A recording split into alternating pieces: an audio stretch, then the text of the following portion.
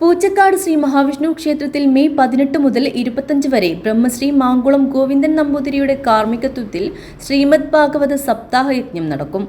18 രാവിലെ 10 മണിക്ക് ക്ഷേത്രപരിധിയിലെ തെക്കേക്കര, മൊട്ടംചിറ, അടുക്കം, തോട്ടം, കിഴക്കേക്കര, കീക്കാൻ, ചേറ്റുകുണ്ട് എന്നീ പ്രാദേശിക സമിതികളിൽ നിന്ന് കലവറ ഘോഷയാത്രകൾ പുറപ്പെട്ട് ക്ഷേത്രത്തിൽ സമർപ്പിക്കും.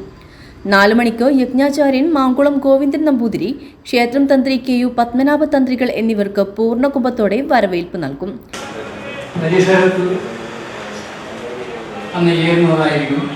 വൈകുന്നേരം ആചാര്യ ഭരണം വരവേൽപ്പ് നൽകുന്നതും യജ്ഞാചാര്യനും അതുപോലെ തന്ത്രികളെയും അവിടെ പൂച്ചക്കാട് ക്ഷേത്രത്തിൻ്റെ അടുത്ത് തന്നെയുള്ള ഒരു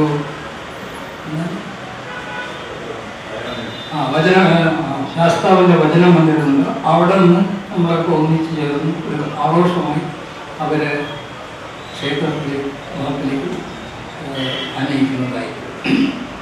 തുടർന്ന് ആ ദിവസം ആ ഉദ്ഘാടനം നമ്മുടെ തന്ത്രി നിർവഹിച്ചതിന് ശേഷം ആമുഖമായി യജ്ഞാചാര്യൻ ചില കാര്യങ്ങളൊക്കെ പറഞ്ഞു. ചേറ്റുകുണ്ട് അയ്യപ്പവചന മന്ദിരത്തിൽ നിന്നും പുറപ്പെടുന്ന ആചാര്യവരവേൽപ്പ് ഘോഷയാത്ര നാളെ 30-ന് ക്ഷേത്രത്തിൽ എത്തിച്ചേരും. 5 മണിക്ക് ക്ഷേത്രം തന്ത്രി KU പത്മനാഭ തന്ത്രികൾ യജ്ഞവേദിയിൽ ഭദ്രദീപം തെളിയിക്കും. എല്ലാ ദിവസവും രാവിലെ 6 മണി മുതൽ രാത്രി 7 മണി വരെ നടക്കുന്ന ഭാഗവത സപ്താഹ യജ്ഞത്തിൽ വിഷ്ണു സഹസ്രനാമം, സമൂഹ പാരായണം, സമൂഹാർച്ചന, നാമസങ്കീർത്തനം എന്നിവ നടക്കും.